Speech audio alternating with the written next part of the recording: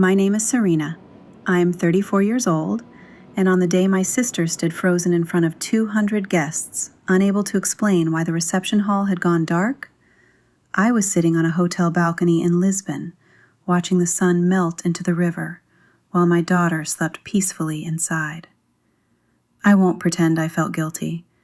I want to be completely honest about that. What I felt was closer to relief. The kind that washes over you after you've been carrying something impossibly heavy for years, and you finally put it down, walk away, and don't look back. But to really understand what happened, I need to take you back to where this all began, because the ending alone won't tell you the whole story. My younger sister Diane is 29. She was always the one my mother led with in introductions. Her photos filled the living room walls. Her boyfriends got formal dinners and the good china. Growing up, I made peace with that. Families have their own unspoken rhythms, and I told myself this was simply ours. I was the older one, the reliable one, the one who quietly handled things. Diane was the one everyone wanted to watch.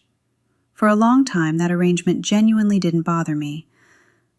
Then the money changed everything. 3 years ago, Diane met a man named Clifford, whose family owns commercial real estate across 2 states. These are people who discuss renovations as casually as most people discuss groceries.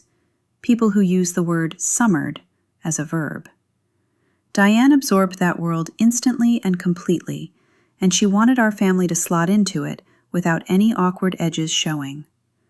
I was the most awkward edge of all. I'm a single mother. My daughter Nora is 6. Her father and I separated before she was even born, and I raised her entirely on my own from day one. I also run a small but solid financial consulting practice with 4 long-term corporate clients and a steady income I built carefully across 8 years. None of that registered with Clifford's family. What they saw was a woman without a husband, with a young child, living in a rented apartment on the quieter side of the city. Diane made sure that was the only version of me they ever encountered. 18 months before the wedding, my mother called at 9 on a Tuesday morning. No greeting, no asking about Nora, no asking about work. She simply told me Diane needed help and that I was the only person in the family with the financial flexibility to do what was required. The venue Diane had chosen was a historic estate on the edge of the city, grand staircase, private gardens, the kind of place that required a non-refundable $12,000 deposit just to hold the date. My mother delivered this information gently, but without any hesitation at all. I asked whether Diane knew she was calling me. She said yes. I asked whether Diane planned to pay it back. There was a pause. Then she said, "We're all family, Serena." That pause, followed by those 4 words, was my answer. I paid it. I also paid the catering deposit 4 months later, the florist's first invoice, and 2 months of vendor coordination fees that became my responsibility without anyone formally assigning them to me. In total, I contributed $61,000 toward that wedding. Not one payment was ever directly acknowledged by Diane. Not a single dollar was ever framed as a loan or attached to any repayment plan. The money simply flowed in quietly and became part of the celebration she was constructing for herself. If you've ever been in a situation like this, you already understand when I say the money wasn't even the most painful part. The most painful part was the silence around it. People noticed and then actively chose not to examine it too closely, because examining it would have meant saying something, and saying something would have created discomfort. Diane never once said thank you. Instead, she said things like, "I knew we could count on you," in the same tone someone uses to compliment a reliable appliance. My mother mirrored her.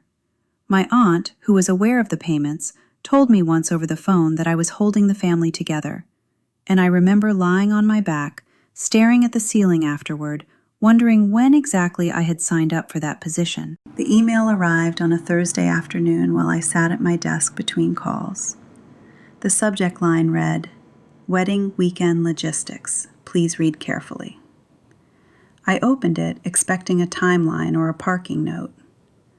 What I found was a bulleted list. Diane had formatted it that way deliberately, I think, so she could later claim she was simply being organized rather than being cruel. The first item stated that Nora was not invited to the ceremony or reception. The event was adults only, she wrote, and she hoped I would understand. But then she added a sentence I have never forgotten. She wrote that Clifford's family had certain expectations about the atmosphere of the event, and that children from unconventional family situations could be a distraction. I read that sentence twice. Then I placed my phone face down on the desk and sat completely still. She wasn't simply excluding my daughter.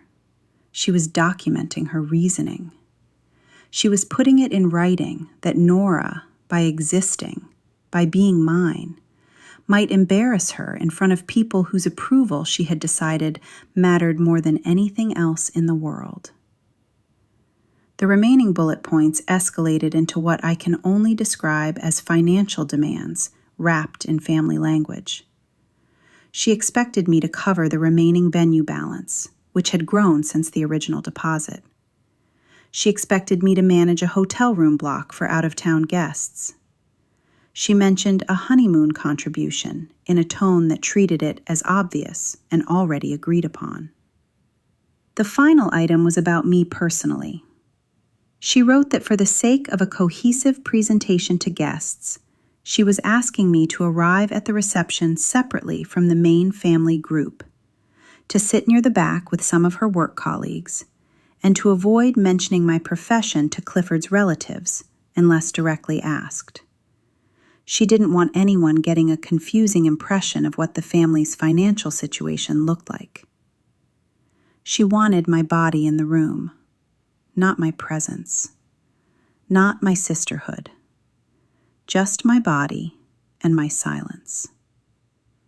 I didn't call her. I didn't call my mother. I sat with that email for 2 full days. Then I called my attorney. Her name is Patricia, and she has handled my business contracts for 6 years. What I hadn't fully appreciated until that moment was that I had structured all the wedding vendor payments through a payment trust set up for administrative convenience, one where my name appeared nowhere in the vendor agreements, and Patricia's firm was listed as the administrative contact. My mother had originally asked me to stay behind the scenes, and I had agreed without thinking through what that arrangement actually meant. Now I understood exactly what it meant. It meant every thread ran through me. Patricia walked me through the options methodically. If I withdrew the financial authorization before the final payment cleared, the vendors were contractually entitled to suspend services. The venue contract contained a specific clause about confirmed payment timelines. If the balance wasn't received by the Friday before the event, they could legally release the date.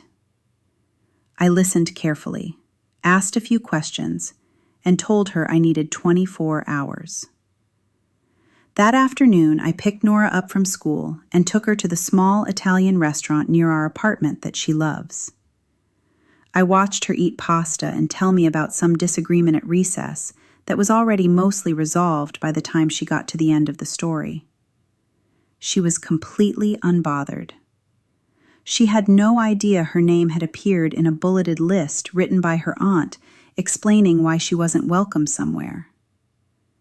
I made my decision somewhere between the bread and the check. That Friday, I met with Patricia and signed the withdrawal authorization. The trust's financial commitment to the estate venue and 3 primary vendors was formally revoked, effective Saturday morning at 7. The wedding was scheduled to begin at 2 in the afternoon. That same evening, I booked 2 tickets to Lisbon. Nora had never been to Europe. She had been asking about airplanes for months. I packed our bags over 2 quiet evenings while she slept, and felt something I hadn't experienced in a very long time. I felt like I was making a decision for us instead of around us. On Friday night, I drove to the estate. The rehearsal was wrapping up. Diane was standing near the garden entrance in a pale dress, laughing with someone from Clifford's family. She looked radiant and entirely certain tomorrow would unfold exactly as she had planned. I had brought a small envelope with a single handwritten note inside that read, "I hope you get exactly what you've built. I won't be here tomorrow, and neither will my support. Take care of yourself, Diane." I slipped it into her coat hanging near the entrance and left without speaking to anyone. Our flight departed at 6:45 Saturday morning. We landed in Lisbon early that afternoon. While Nora debated which bag to carry through arrivals, I turned my phone back on, and the notifications arrived in a steady stream. Missed calls from my mother, messages from my aunt, 2 voicemails from an unknown number that turned out to be someone from the estate's events office. Then a message from my mother that said only, "Serena, what did you do?" Not a question, a statement. From what I later pieced together through my aunt, who called 4 times that evening and finally reached me on the 3rd day, this is what unfolded at the estate that Saturday. By 10 in the morning, the venue's event director had approached Clifford's mother to inform her there was a hold on the account. By noon, the catering staff had stopped setup pending payment confirmation. By 1:30, with guests beginning to arrive, the main hall doors were still closed. Clifford's family started asking questions Diane couldn't answer. The money had always come from somewhere she described vaguely as family resources. When pressed, she couldn't name an account. She couldn't produce a confirmation. She called my mother, who checked her own bank and found nowhere near what was needed. She called my aunt and 2 cousins.